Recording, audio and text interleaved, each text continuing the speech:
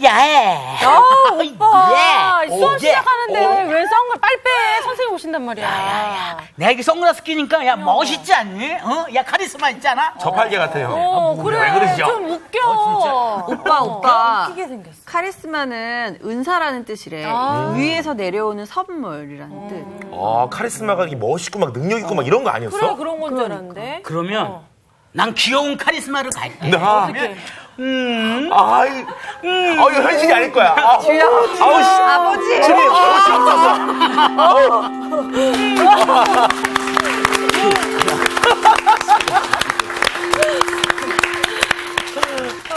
안녕하세요. 안녕하세요. 그래서 웬 선글라스를 끼고 있어요? 목사님 제약된 세상이 보기 싫어졌어요. 왜 그러시죠? 자, 수업 시간에는 안경 벗고. 왜 그래요, 갑자기? 네? 갑자기 왜 그래요? 아니 이게 딱 끼면 이렇게 카리스마 있어 보이려고. 선글라스 했는데 또 낀다고 카리스마가 있는 건 아니죠? 네. 자, 정신 차리고. 목사님이 항상 저를 귀를 죽이셔. 자, 한 주간 동안 잘 지내셨어요? 네. 예, 얼굴들 보니까 아주 복습이 잘 된 얼굴들입니다. 그렇게 보이셨을까요? 식은땀이 나기 시작했어. 강호 학생 왜 고개를 숙여요? 네, 선글라스 좀 주세요. 야, 여기 있어요. 야, 내가 먼저 쓸 거야. 우리 지난주 공부한 내용 한번 잠깐 생각해보고 오늘 수업 들어가십시다. 지난주 우리 뭐 배웠죠? 결혼에 대해서. 네, 결혼 얘기했죠. 그렇습니다. 결혼 얘기를 어떤 차원에서 다루었었나요? 한 사람이 한 사람하고 결혼하자. 아니지, 한 남자는 한 여자. 그게 한 사람 그 얘기를 한 거예요. 그럼 한 남자는? 됐습니다. 네, 예. 안 되잖아요. 예, 요즘은 이제 한 사람과 한 사람이 결혼하는 걸로 자꾸 네. 그 문구를 바꾸려고 하죠. 네네. 그 동서의 관계 때문에. 그러나 하나님이 창조하신 질서는 한 여자와 한 남자로. 그래서 지난주는 우리가 창세기를 다루면서 그 부분을 정확하게 정의를 했었죠. 네. 자, 근데 일찍이 고대 사회도 특별히 이 고린도 도시가 안고 있는 문제가 이 부부간의 성윤리가 굉장히 좀 심각한 상황이었습니다.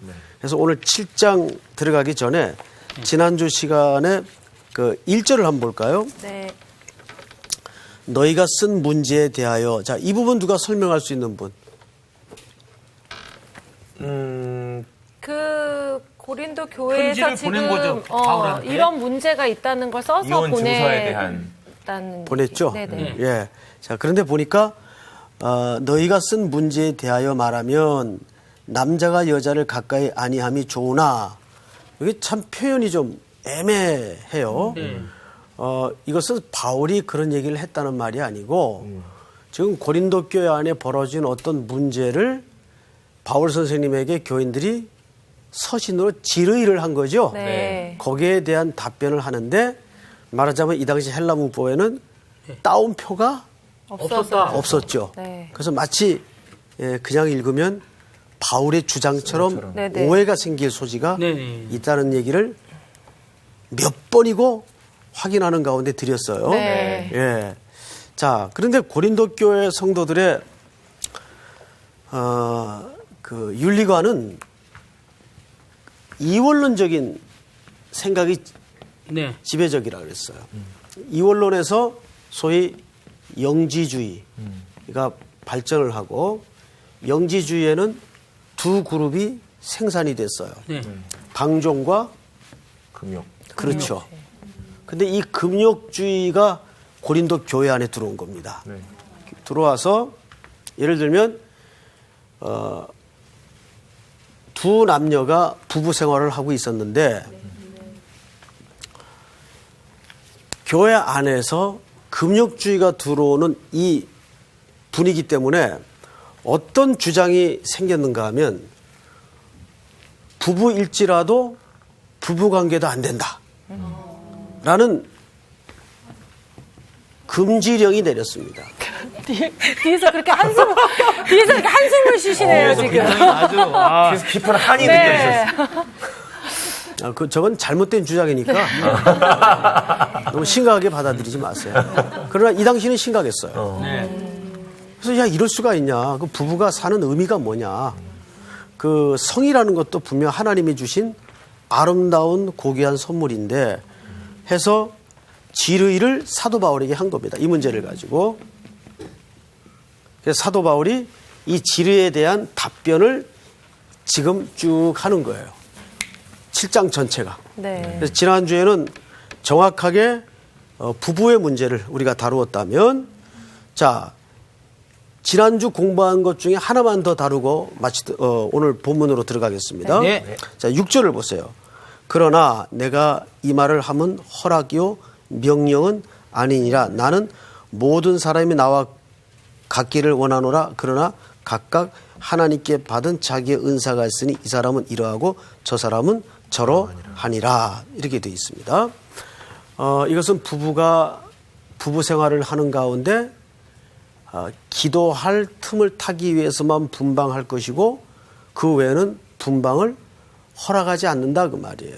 그러면서 지난주에 어떤 하나의 그 과제로 본문을 마쳤어요. 사도 바울은 결혼을 했던 사람일까 안 한 사람일까 아니면 결혼을 하고 있는 사람일까? 했던 사람. 했던 사람. 그걸 요즘 뭐라고 표현을 하죠? 돌싱. 돌싱. 돌아온 싱글이라는 표현이겠죠? 그래서 이제 크게 두 학자가 뭐라고요? 좋겠대요. 돌싱이 좋다고요? 누가 그랬어요? 문제가 있어요. 네. 자, 사도 바울이 돌싱인 거는 맞아요. 왜냐하면 이 부분에 대해서 두 학자가 설명을 했어요. 첫째, 요하킴 예레미야스라는 분이 있어요. 제가 이분 얘기 많이 했죠? 네. 예레미야스. 그 다음에 FF 브루스라는 사람이 있어요.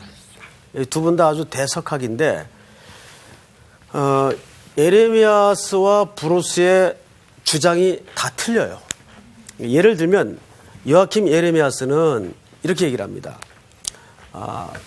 사도 바울은 아내가 죽었을 것이다. 상처를 했다. 왜냐하면 성경에는 일단 이 사람이 결혼했던 것은 뭘로 알 수 있는가 하면 이 사람이 랍비입니다. 네. 랍비는 결혼 안 하고는 네. 할 수가 없죠. 네. 그 다음에 이 사람이 모든 그 백그라운드를 성경 전체를 통해서 조밀하게 찾아보면 확실하게 결혼의 경험이 있어요.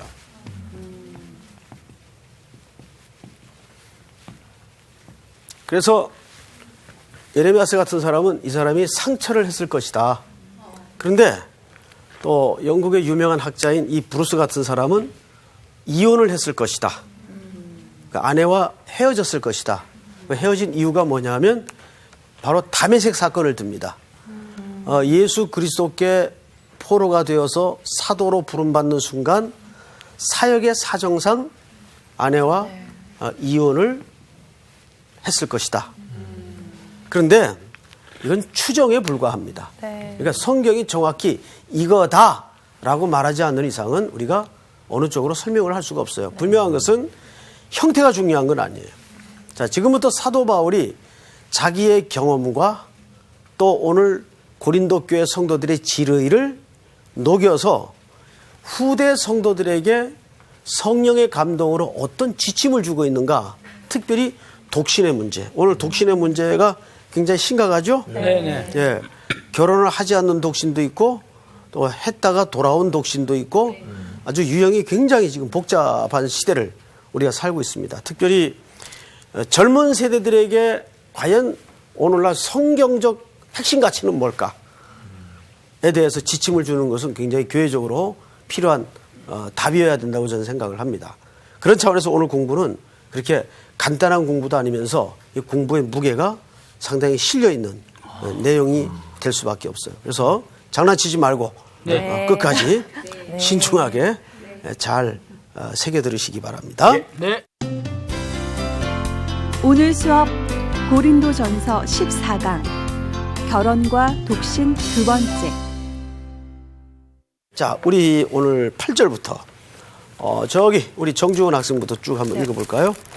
한 절씩. 내가 결혼하지 아니한 자들과 과부들에게 이르노니 나와 같이 그냥 지내는 것이 좋으니라. 만일 절제할 수 없거든 결혼하라. 정욕이 불같이 타는 것보다 결혼하는 것이 나으니라. 결혼한 자들에게 내가 명하노니 명하는 자는 내가 아니요 주시라. 여자는 남편에게서 갈라서지 말고 많이 갈라섰으면 그대로 지내든지 다시 그 남편과 화합하든지 하라. 남편도 아내를 버리지 말라. 그 나머지 사람들에게 내가 말하노니 이는 주의 명령이 아니라 만일 어떤 형제에게 믿지 아니하는 아내가 있어 남편과 함께 살기를 좋아하거든 그를 버리지 말며 어떤 여자에게 믿지 아니하는 남편이 있어 아내와 함께 살기를 좋아하거든 그 남편을 버리지 말라. 믿지 아니하는 남편이 아내로 말미암아 거룩하게 되고 믿지 아니하는 아내가 남편으로 말미암아 거룩하게 되나니 그렇지 아니하면 너희 자녀도 깨끗하지 못하니라. 그러나 이제 거룩하니라. 혹 믿지 아니하는 자가 갈리거든 갈리게 하라. 형제나 자매나 이런 일에 구애될 것이 없으니라. 그러나 하나님은 화평 중에서 너희를 부르셨느니라. 네, 여기까지만 하십시다. 자, 무슨 말인지 굉장히 좀 어렵죠? 네. 저도 아주 이 준비하면서 머리에 쥐가 나는 줄 알았어요. 네, 이거를 말 한마디 잘못했다가는 이게 파장이 크기 때문에 어떻게 하든지 이 당시 성경의 배경과 또 오늘 현대라는 시대 상황과 잘 조화를 이루어야 되겠다 하는 생각을 갖습니다. 우선 8절서부터 보십시다. 내가 결혼하지 아니한 자들과 과부들에게 이르노니 이렇게 돼 있어요. 자, 앞을 보세요. 8절에 보니까 결혼하지 아니하는 자들. 아니한 자. 이 말을 이제 헬라 말로 아가모스라고 되어 있어요. 아가모스. 아가모스. 근데 이 아가모스는 결혼하지 아니한 자와 짝을 이루어 나온 지 얘기가 누구예요? 과부죠. 과부. 우리 조수희 학생. 네. 보통 우리 말 습관에 과부와 짝할 수 있는 흔한 표현이 하나 있죠. 앞에. 네? 모와 과부. 고와 무엇과 과부. 호레비. 호레비. 호라비. 호레비. 너무 어렵게 생각했어요. 나도 솔직히 어렵게 생각했어. 자, 보통 우리가 뒤에 과부가 따라올 때는 앞에 이 과부와 짝할 수 있는 흔한 어법 중에 하나가 호라비. 호레비. 그렇지. 홀아비가 맞나요? 홀아비죠? 아비. 맞습니까? 홀아비야 뭐예요? 과부라고 말하죠. 네네네. 근데 여기는 번역을 결혼하지 아니한 자라고 번역을 했어요. 그러니까 이게 누굴 얘기하는 겁니까? 호레비. 호라비를 얘기하는 거예요. 아가모스라는 말이 총각을 얘기하는 게 아니에요. 결혼을 한 번도 하지 않은 여긴 저 결혼하셨어요 뒤에? 우리 형제? 아직 안 했습니다. 아니, 저는 총각을 얘기하는 게 아니에요. 아, 깜짝 놀랐네. 했으면 큰일 날 뻔했어요. 네. 결혼을 했었는데 지금 혼자인 사람. 과부도 결혼을 했었으나 혼자인 여자를 과부라 그러죠. 그러니까 여기 아가모스라는 표현은 결혼하지 아니한 호레비. 노총각이 아니에요. 자, 그러니까 이 본문이 말하는 대상을 정확히 밝히는 것은 왜 중요하냐면 지금부터 이 대상에 대해서 사도 바울이 무엇을 설명하는가가 해석이 돼야 되기 때문에 이게 도대체 노총각에게 하는 얘기인지 결혼을 했다가 돌아온 싱글들에게 하는 얘기인지 이게 모르겠단 말이에요. 그래서 이제 정확히 대상을 알았어요. 누구에게 하는 얘기예요? 호라비와 아가모스. 호레비. 과부에게 하는 얘기예요. 그러니까 이 당시에 이런 입장이 된 분들이 많단 말이에요. 이 당시에도. 자, 그러면 우리가 흘낏 이렇게 생각을 할 수가 있어요. 남자도 혼자가 된 사람이 많았나?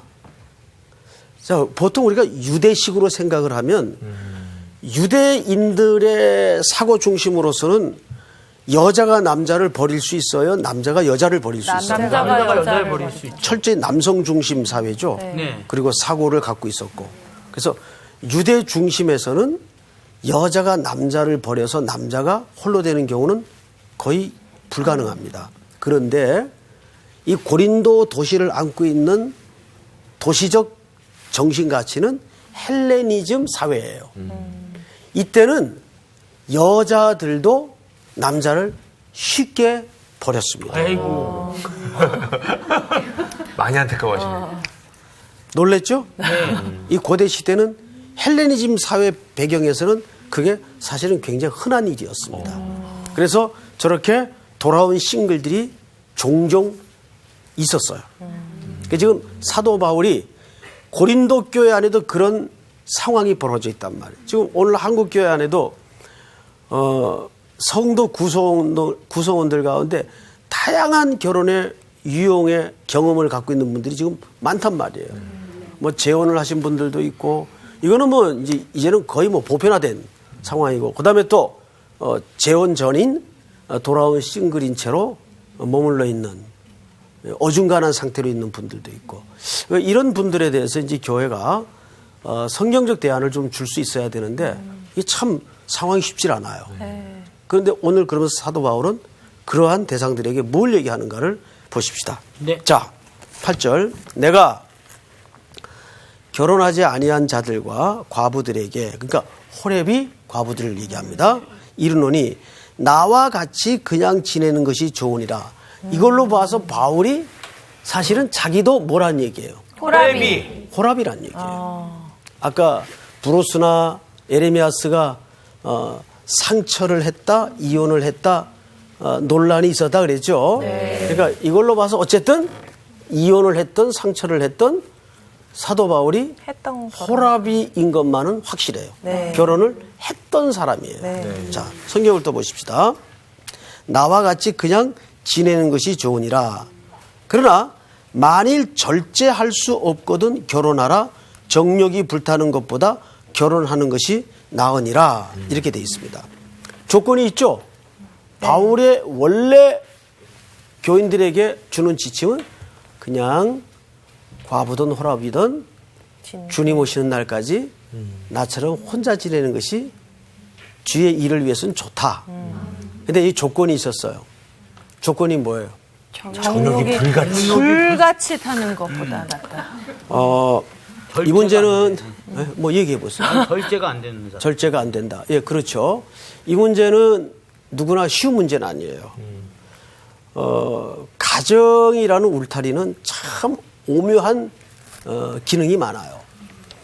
우리가 이제 가끔 이제 지방에 나가다 보면은 이제 이렇게 고속도로 말고 국도를 이렇게 달리다 보면 가끔 댐들을 만나요. 댐들. 그러면 그 댐에 뭐가 이렇게 저장이 되죠? 물이 저장이 되죠. 그래서 그것을 조절하면서 그 아랫지방과 윗지방이 이제 치수가 됩니다. 물이 다스려집니다. 그래서 농사 전후로 해서 물을 조절해 주기도 하고 또 비가 갑자기 많이 오면 조금 방류를 하기도 하고 그렇게 되죠. 그 댐이 갖는 중요한 기능이죠. 그런데 만약에 그 댐이 무너지면 다 무너지는 거란 말이에요. 이 사회가 어디서부터 사실은 그런 역기능과 붕괴 현상이 나타나냐 하면 가정의 붕괴에서부터 시작이 돼요. 로마 제국의 붕괴 5가지 원인이 있는데 그 중에 하나가 가정의 붕괴를 듭니다. 그러니까 이 고대 사회는 오늘날처럼 한국 사람들이 갖고 있는 가정관처럼 우리나라도 이제 개념이 많이 희박해지긴 했습니다만은 한국 사람들이 가지고 있는 가정관처럼 이렇게 가정이라는 단위가 견고하지 않았어요. 언제든지 무너질 수 있고 재편될 수 있는 그런 아주 융통성 있는, 이건 좋은 융통성은 아닌데 그런 사회적 분위기를 갖고 있었어요. 그게 어디서부터 시작이 되었는가 하면 헬레니즘 영향력으로 그 사고가 밑바닥에 깔리기 시작했습니다. 그래서 도시 자체가 갖고 있는 음란한 성격, 성적인 방탕, 또 물질의 부, 이런 게 전부 복합적으로 맞물려서 너무 성적인 그 윤리의식이 무너져 있었습니다. 그래서 마치 짐승들처럼 네 것 내 것이 구분이 잘 안 되는 이런 시대를 살고 있었단 말이에요. 그래서 사도 바울이 하는 얘기가 뭐냐면 나와 같이 그냥 지내는 것이 좋으나 그러나 절제할 수 없거든 차라리 뭐 해라? 결혼을 해라 그 말이에요. 이게 중요한 조건이었어요. 자, 그런데 또 보십시다. 10절. 결혼한 자들에게 내가 명하노니 명하는 자는 내가 아니요 누구시라? 주시라. 여자는 남자에게서 어떻게 하지 말고 갈라서지 말고. 자, 여기 먼저 나오는 게 남자가 나옵니까? 여자가 나옵니까? 여자가 나옵니다. 방금 전 선생님이 그 사회 분위기를 어떻게 설명했죠? 여자들도 남자를 버린다. 남자를 네. 갈라서서 버림당하게 할 수 있는 사회가 고린도 사회였단 말이에요. 네. 그래서 바울이 지금 그 부분을 이렇게 지적하는 거예요. 여자로 뭐예요? 갈라서지 말고 그다음에 또요. 만일 갈라섰다면 그대로 지내든지 다시 그 남편과 화합하든지 하라. 남편도 아내를 버리지 말라. 이렇게 돼 있어요. 자, 그런데 우리가 이해할 수 없는 게 11절이에요. 11절. 11절을 전체가 한번 같이 읽어보십시다. 시작. 만일 갈라섰으면 그대로 지내든지 다시 그 남편과 화합하든지 하라. 남편도 아내를 버리지 말라. 만일 갈라섰으면 그대로 지내든지라는 말은 갈라서는 거를 허용하는 겁니까? 허용하지 않는 겁니까? 허용하지 않는 거죠. 한 거죠. 허용한 거죠. 그런 일이 벌어지고 있는데 어떻게 허용을 안 해요? 근데 다시 그 남자랑 화합을 하라고. 그렇게 하든지. 든지. 너무 앞서갔군요. 자, 잘 보세요. 네네. 이거는 여러분들이 조금 상식적으로 생각을 해야 됩니다. 이거는 무슨 뜻인가 하면 기본적으로 성경은 이혼을 허락 안 합니다.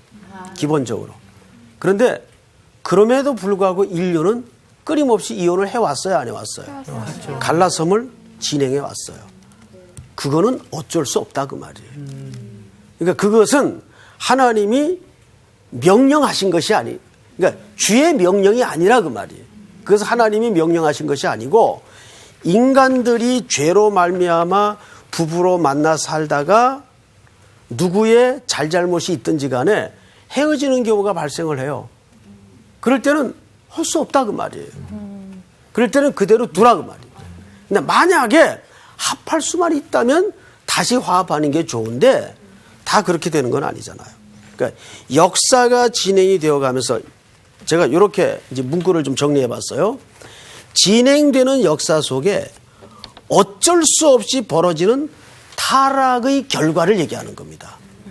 그대로 있든지라는 말은 그것이 하나님의 명령이 아니란 말이에요.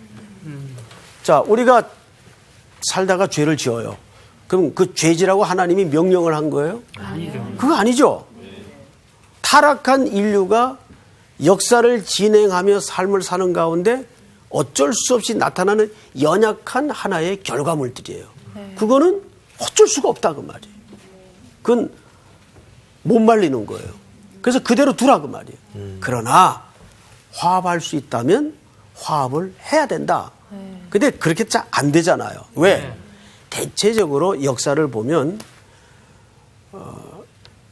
남자들의 악이 항상 주도적 역할을 했습니다.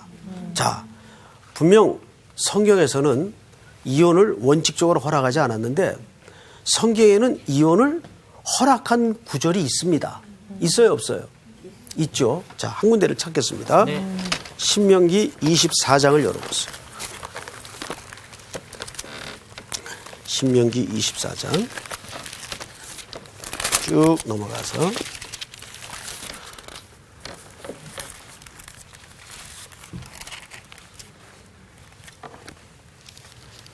자, 다 찾으셨습니까? 네. 자, 1절 보세요. 1절. 우리 저기 김상훈 학생부터. 사람이 아내를 맞이하여 데려온 후에 그에게 수치되는 일이 있음을 발견하고 그를 기뻐하지 아니하면 이혼 증서를 써서 그의 손에 주고 그를 자기 집에서 내보낼 것이요. 자, 이게 중요한 얘기입니다. 분명 이혼 증서를 써서 내주도록 돼 있어요. 네. 자기 집에서 내보내도록 돼 있어요. 네. 여자가. 자, 그럼 잘 보세요. 근데 이 중요한 단어 하나가 뭐냐면 사람이 아내를 맞이해 데려온 후에 그에게 무슨 일이 발생하거든. 수치되는 일. 수치되는 일이 발생하거든. 자, 이 수치되는 일이 뭘까요? 남자 기준으로 못마땅한 일을 얘기합니다. 예를 들면 이 수치되는 일을 두 개 학파가 나누어서 따로 해석을 했어요. 그 두 개 학파가 뭐냐면 신명기 24장의 1절에 이 수치라는 말은 아주 중요한 그 이혼의 근거가 됐어요. 바람핀. 힐렐 학파가 있었어요. 그 다음에 샴마이 학파가 있었어요. 힐렐 학파는 조금 적용의 범위가 넓어요. 이 수치에 대한 적용이. 이 샴마이 학파는 굉장히 범위가 좁아요. 좁게 해석을 했어요. 근데 힐렐 학파는 어느 정도 범위를 넓혔는가 하면 이렇게 했습니다. 아침에 일어나서 아내가 밥을 해왔는데 나는 꼬들꼬들한 밥을 좋아하는데 에헤이. 밥이 아니 나는 꼬들꼬들한 밥을 좋아한다고요. 예. 네. 근데 밥이 질어. 그러면 이게 수치되는 일이야. 그래서 나가라고 할 수 있는 거예요. 지가 해 말이 안 되죠. 네, 지가 해 먹어야 지가 돼. 해 먹어야지 그 정도. 나는 26년 동안을 그렇게 먹어도 그죠? 이렇게 꼬들꼬들하게 드셨구나. 늘 진밥을 먹었어요. 네. 나는 꼬들밥을 좋아해요. 우리 아내 심각하죠? 구약시대에 살았다면 이 시간에 와이프가 이 방송을 안 볼 겁니다. 심지어는 그런 조건. 너 오늘 얼굴이 왜 이렇게 마음에 안 들어? 보내는 거야. 이혼 증서. 자, 그런데 더 웃기는 거는 이혼 증서를 왜 줘야 되느냐? 이것은 이혼을 허락하는 차원에서 써주라는 말이 아니고 함부로 그런 시비를 걸지 못하도록 증서를 쓰게 하는 거예요. 이해가 돼요, 여러분? 네. 근데 이 남자들이 못돼가지고 이혼 증서를 어디다 쓰냐면 나무 이파리 같은 데다 써요. 그러면 나무 이파리가 마르면 어떻게 돼요? 부서져서 없어져요. 그럼 근거가 없어지는 거예요. 그러면 여자는 다른 데 가지도 못하고 완전히 세상에서 고립되고 버림받는 거예요. 진짜 악하네요, 남자가. 악하죠. 네. 남자가 악하죠. 그러니까 무슨 짓들을 더 하냐면 좀 더 나가 볼게요. 네. 어느 정도 악한가? 가죽에다 써요. 가죽이요? 가죽. 변하지 않도록. 이파리에다 쓰니까 마르면 시들어져서 네. 근거가 없어지니까 이걸 가죽에다 쓰는 거예요. 그래서 이 여자를 버린 게 확실해지도록. 이거 얼마나 악한지 알겠죠? 그러면 이렇게 하나 저렇게 하나 다 나쁜 거죠. 더 나쁜 거네. 더 나쁜 거지. 더 나쁜 거죠. 그러니까 그렇게 못된 짓들을 했어요. 남성 중심의 사회에서. 그러니까 그 말은 예수님이 이혼 증서를 써서 아내를 내어보낼지라고 말한 그 이면의 의도는 사실은 이혼을 함부로 못하도록 하기 위해서 설정하신 법률이에요. 그런데 유대인들이 이것을 문자 그대로 잘못 해석을 해서 이혼을 하나님이 허락하셨다로 받아들였어요. 이혼을. 그러니까 율법이라는 것이 잘못 해석하면 그렇게 문자주의가 되고 율법주의자가 되는 거예요. 굉장히 심각한 문제예요. 바울이 그 얘기를 하는 겁니다. 자, 우리 오늘 다시 본문으로 돌아가서 7장 12절을 보세요. 11절. 만일 갈라섰으면 그대로 지내든지 다시 그 남편과 화받은지 알아 남편도 아내를 버리지 말라. 이것이 원래 의도라 그 말이에요. 예? 여러분 혹시 요한복음에 4장에 유명한 사건 나오죠?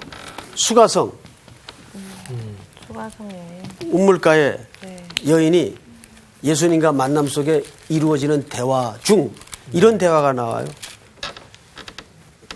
지금 내가 남편 5이 있었으나 지금 그 남자도 내 남편이 아니니라. 네. 그래서 우리는 이 수가성 운물가에 만난 여자를 굉장히 무슨 창녀처럼 네. 부도덕한 네. 여자로 오랜 세월 매도를 해왔죠. 자, 그러면 유대 사회에서 한번 보자고요.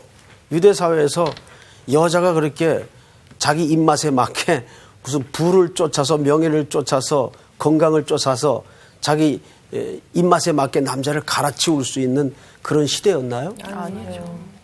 그럼 그 여자는 무슨 사정이 있는 거예요? 다 계속 밥을 잘 못해가지고 버림받고. 계속 꼬들밥을 그치. 그 여자는 말하자면 계대 혼인법에 의해서 형제들이 많은 집안에서 아, 이렇게. 형제들이 죽고 죽는 가운데 그 자손을 잇고 율법을 지키기 위해서 율법에 매여 있던 여자예요. 네. 이제 그런 쪽의 해석이 지금 점점점 대두되고 있습니다. 그러니까 그 수가성 운물가에 만났던 여자는 오랜 세월 동안 너무 부도덕한 여자로만 네. 매도가 되어 왔어요. 네. 그렇죠? 네. 무슨 5 남자를 상징적으로 그려가지고 건강을 쫓았던 여자, 또 부를 쫓았던 여자. 진정한 꽃뱀 뭐 이런 걸로. 그렇죠. 그런데 그것은 유대 사회를 너무 몰라. 이해가 바탕이 되지 않은 정말 말 그대로 알레고리칼한 해석이죠. 그러나 오히려 그 여자는 형제들이 많은 집안에 시집가서 형제들이 죽어나가는 가운데 그 집안의 자손을 잇고 율법을 계대 혼인법이라는 율법을 준수하기 위해서 계속 그 형제들의 아내가 되어야 했던 매우 불운한 여자였어요. 거기에서 메시아를 만남으로써 그 율법으로부터 자유가 되고 진정한 남편을 만나게 되는 은혜와 감격을 경험하게 되지 않습니까? 네. 마찬가지. 이제 바울이 여기에서 이제 계속 어디로 방향을 몰아가는가를 한번 보십시다. 네. 자, 12절. 그 나머지 사람들에게 내가 말하노니 이는 주의 명령이 아니라 만일 어떤 형제에게 믿지 아니하는 아내가 있어 남편과 함께 살기를 좋아하거든 그를 버리지 말며. 자, 예를 들어서 이런 거예요. 우리 교회에도 이런 일들이 벌어져요. 안 믿던 부부가 들어왔는데, 안 믿던 가정이 들어왔는데 그 여자가 정말 예수님을 영접하고 신앙생활을 잘하기 시작했어요. 네. 그러면 상대적으로 남자는 불신자가 돼요. 안 믿는 남자잖아요. 예. 그러면 믿지 않은 자와 멍해를 같이 하지 말라 그랬는데 이거는 남자를 버려야 되냐 그 말이에요. 여자 입장에서. 그래야 될까요? 아니죠. 자, 성경을 잘 보세요. 12절. 그 나머지 사람들에게 내가 말하노니 이는 주의 명령이 아니라 만일 어떤 형제에게 믿지 아니한 아내가 있어 남편과 함께 살기를 좋아하거든 그를 버리지 말며. 버리지 않도록 돼 있죠. 네. 근데 반대로 그 다음 절 읽어보세요. 우리 조수의 학생 13절. 어떤 여자에게 믿지 아니하는 남편이 있어 아내와 함께 살기를 좋아하거든 그 남편을 버리지 말라. 계속해서 믿지 아니하는 남편이 아내로 말미암아 거룩하게 되고 믿지 아니하는 아내가 남편으로 말미암아 거룩하게 되나니 그렇지 아니하면 너희 자녀도 깨끗하지 못하니라. 그러나 이제 거룩하니라. 혹 믿지 아니하는 자가 갈리거든 갈리게 하라. 형제나 자매나 이런 일에 구애될 것이 없느니라. 그러나 우리가 이 부분을 잘 봐야 돼요. 그러나 하나님은 화평 중에서 너희를 어떻게 하셨느니라? 부르셨느니라. 그러니까 이럴 경우에는 서로 어떻게 해줘야 된다는 얘기입니까? 사실은 끝까지 배우자가 구원을 얻기까지 제사장의 마음으로 감당을 해줘야 된다 그 말이에요. 가끔 가다가 교회 안에서도 이런 유사한 케이스들 때문에 너무 힘들게 사는 가정들을 사실 많이 봐요. 배우자가 둘이 같은 신앙 고백으로 생활을 하면 얼마나 감사하겠어요. 근데 남편만 신앙이 좋고 아내가 교회 안 나오는 집도 있어요. 오랜 세월. 그러니까 남편은 안수 집사가 됐는데도 아내는 전혀 관심이 없어요. 영적인 문제에. 그러면 버려야 돼요? 아니죠. 그래서는 안 된단 말이에요. 네. 그리스도께서 원수 되었던 우리를 무슨 중에 부르셨다고요? 화평 중에 부르셨다고요. 화평 중에. 근데 여기에서 우리가 한 가지 이해 안 될 괄호 안에 글자가 하나 있어요. 몇 절일까요? 우리 광호 학생이 한번 읽어보세요. 자, 괄호 안에 글자가 12절 보시면 주의 명령이 아니라. 이는 주의 명령이 아니라. 자, 이는 주의 명령이 아니라. 그러면 이거는 하나님 말씀이 아니라는 말일까요? 말씀이긴 한데 명령은 아니라는 건가요? 6절처럼 굉장히 어려운데. 허락이요 명령은 아니라 뭐. 그럴까요? 이건 주의 명령이 아니라. 자, 이런 겁니다. 잘 보세요. 성경은 정말 우리의 구원과 그리스도인의 삶을 위해서 필요한 것만 절제해서 채택해서 쓴 글이라고요.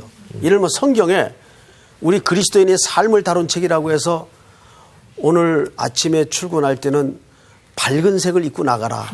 이런 거 다 써 있어요? 아니고요. 커피잔을 들 때는 반드시 오른손으로 들어라. 뭐 그런 구절 써 있어요? 그런 거는 안 써 있단 말이에요. 그런 건 주님이 일일이 명령하지 않는다 그 말이에요. 그거는 자기가 자기의 이성과 감성과 상식과 판단을 통해서 할 수 있다 그 말이에요. 그런 차원에서 주님이 그런 명령은 안 했지만 고린도전서 14장 37절을 읽어보세요. 14장 우리 광호 학생이 한번 읽어보세요.